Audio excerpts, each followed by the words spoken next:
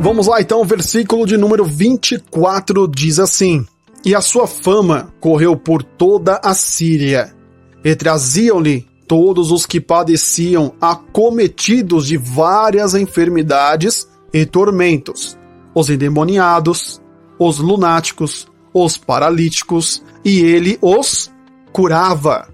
Exato, vamos lá, porque esse versículo 24, ele é muito importante para o estudo de hoje.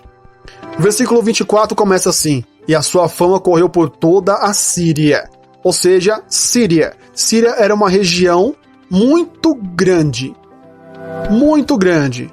E essa região, né, a fama de Jesus, aqui o versículo 24 já nos traduz ou nos revela que a fama de Jesus estava crescendo. Correu por toda a Síria. Qual era a fama de Jesus? Pregador, mestre e podemos dizer uma pessoa que tinha o poder de curar enfermidades e moléstias. Para os nossos dias, né, a palavra que define uma pessoa que tem o poder de cura, infelizmente, né, é uma palavra que eu não concordo muito, mas é uma palavra que usamos como curandeiro. Exato. Qual é o significado da palavra curandeiro? É um espírita? É uma pessoa da religião espírita? Do catolicismo? Não. A explicação da palavra curandeiro é uma pessoa que tem o poder de curar pessoas. Simples assim. Seja de qualquer religião. Uma pessoa que através dela, ela coloca a mão em alguém. Ela às vezes faz ali um chá, faz algo que a pessoa que tomou aquele chá, que recebeu aquela oração, recebeu uma cura. Então isso quer dizer que a pessoa que levou esse chá, que fez essa oração, ela é uma pessoa curandeira, ou seja, que tem o poder de curar pessoas, ok? Porque nós aqui no Brasil, infelizmente, temos muitas palavras a qual nós ligamos a uma religião. Então, curandeiro é coisa do diabo, não é de Deus não, misericórdia, Jesus não era curandeiro não, Diego, tá maluco? Isso é coisa do capeta. Não, irmão. Eu estou aqui para trazer para você o significado das palavras. Quer ver outra palavra que muitas pessoas erram em julgar essa palavra? Existem regiões do Brasil que você chega lá e fala assim, eu estava ali no terreiro. Não é? A pessoa naturalmente fala, ixi, no terreiro, ixi, então ele é espírita. Ele é da macumba, é da feitiçaria, porque ele estava no terreiro. Não. Terreiro significa quintal.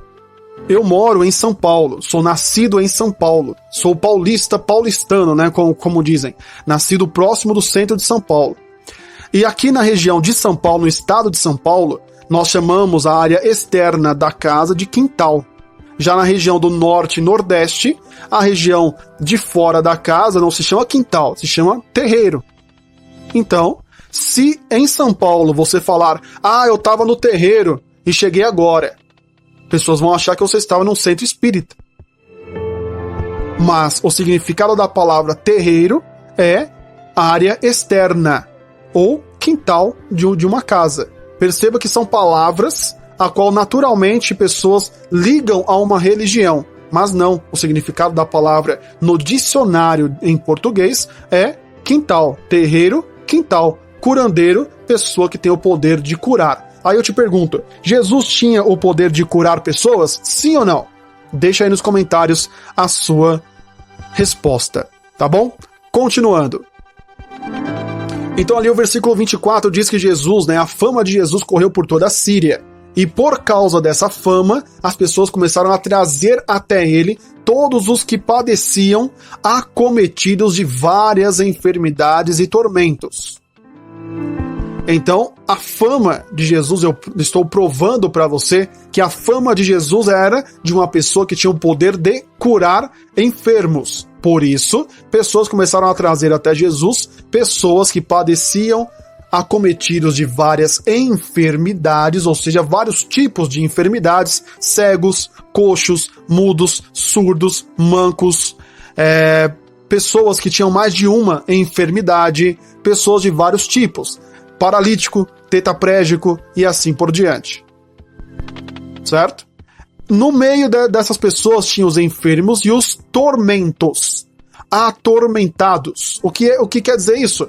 Pessoas que passavam por tormentas, problemas. Por exemplo, nos nossos dias, o que é uma tormenta? Tormenta é você ter pânico. Exato. Tem gente que tem pânico de dirigir, pânico de estar em uma área externa com muitas pessoas. Às vezes a pessoa teve um trauma, foi assaltado, foi assaltada, às vezes ali sofreu maus tratos, talvez dirigindo, né, sofreu um acidente, levou um susto muito grande, a qual ela ficou em pânico. Teve um problema que agora ela não conseguiria nem dirigir. Só em pensar em pegar no volante de carro, ela já se treme toda de medo. Ou seja, isso é um tormento. Então, Jesus curava pessoas com enfermidades e pessoas também que tinham tormentos psicológicos, na sua maioria, né? Na maioria das vezes. E também o versículo 24 continua, ele diz assim, os endemoninhados. Exato. Ou seja, tormentos e endemoninhados. Não é a mesma coisa, Diego? Não. Tormento, às vezes pânico, medo de alguma coisa, não quer dizer que você está endemoniado. Quer dizer que você tem um trauma. Agora, endemoninhados é outra coisa. Ali sim é um demônio.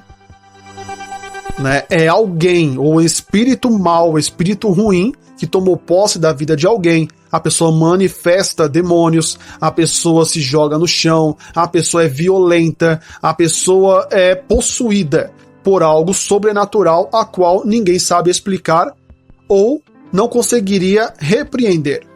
Exatamente. Então, pessoas traziam outras pessoas endemoninhadas. E Jesus repreendia o demônio delas, repreendia a enfermidade e repreendia os tormentos. Mas não para por aí. O versículo 24 também nos fala de lunáticos. Os lunáticos. Aí você pode falar, não, mas calma aí. Qual a diferença entre tormentos, endemoniados e lunáticos? Não é a mesma coisa, Diego? Lunático não é a pessoa que fica lá pensando em coisa que não tem nada a ver, fala besteira em cima de besteira, fala coisas que não tem nada a ver? Não, tem diferença. Tormentos foi o que eu te expliquei. Pessoas que têm um trauma. É um tipo de tormento. Endemoniados é uma pessoa possuída por um demônio. Lunáticos também não é alguém possuído por um demônio? Não. Lunático para nós, explicando nos dias de hoje, lunáticos é a pessoa que vive, digamos assim, no mundo da lua. Podemos dizer que um cientista especialista em planetas. Exato, uma pessoa que estuda os planetas, estuda as estrelas, estuda a lua, o sol, as constelações e outras coisas que eu também não conheço muito sobre planetas, digamos assim, sobre sistema solar, essas coisas todas. Pessoas que estudam isso, elas também podem ser chamadas de lunáticas. Mas isso é um problema? Isso é uma dificuldade? Depende. Por quê? A pessoa que é um lunático também pode virar um vício isso. Isso pode virar um problema. A pessoa só pensa em lua, só pensa em coisas fora da nossa realidade. E no tempo deles lá, eles não tinham acesso a isso. Conhecimento profundo sobre o assunto. Então, pessoas lunáticas, pessoas que nos dias de hoje, né, nós chamamos pessoas que vivem no mundo da lua. A pessoa que às vezes tem medo de ET. Fala, a qualquer momento um extraterrestre vai vir aqui. Olha a pessoa, e pode se transformar até em pânico. Medo de algo. Ou um vício, né, também. A pessoa fala, não, eu quero ir pra Lua, quero viajar pra Lua, vou fazer de tudo pra conseguir ir pra Lua e assim por diante. Isso também pode se transformar em problema. Então, o lunático é o que também pessoas chamam de louco. Exatamente. Pensa assim, você está em um ambiente e a pessoa começa a falar coisa com coisa. Ah, porque a Lua tem X e buracos. Ah, porque o Sol tem assim, a quentura do Sol é isso, isso, isso. Porque as luas é assim, assim, assim. Porque, e coisas que você fala, nossa, esse cara tá ficando louco. Né? Então, lunáticos também pode ser transformado na palavra louco. Pessoas que falam coisas com coisas sem sentido. E aí continuamos. O versículo 24 continua e diz assim: paralíticos. Então ali, pessoas paralíticas, que todos nós sabemos qual é a doença que um paralítico tem, também era, ali a Bíblia especifica que entre as enfermidades tinha pessoas paralíticas. E o versículo finaliza dizendo que ele os curava. Então não importava qual era o problema, a dificuldade. Chegou perto de Jesus, Jesus curava todos eles. Veja a quantidade de pessoas que deve ter sido Jesus curando só nesse versículo 24. Lemos ali, passamos os olhos rápidos, mas pensa a quantidade de pessoas que não foram, que Jesus curou só nesse versículo 24. Vamos ao próximo versículo, versículo de número 25.